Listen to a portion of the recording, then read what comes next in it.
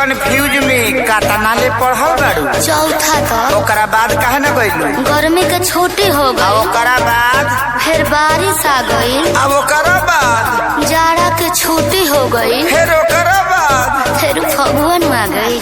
फिर ओकरा बाद रे इतना छुट्टी मरनी नो कि पढ़े के आदत छूट गई। बैगन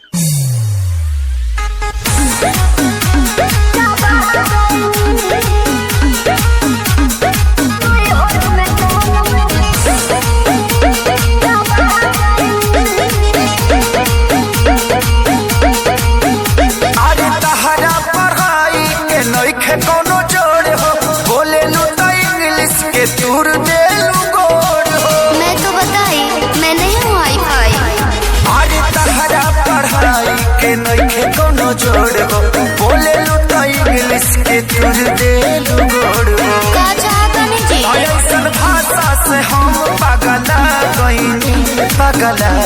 गईनी। सुनी बेच कापे किताब भोजा खा गईनी। राजा नहीं हर में राजा नहीं हर में गोलम चापा गईनी।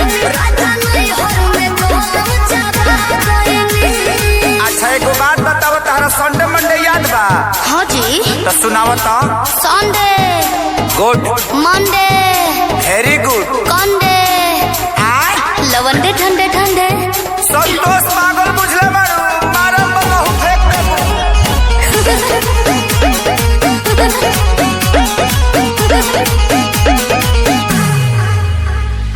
अनपढ़ के तू ताला कहलू एजेंसी रह, तू पढ़ल होई ते आशा में वैकेंसी।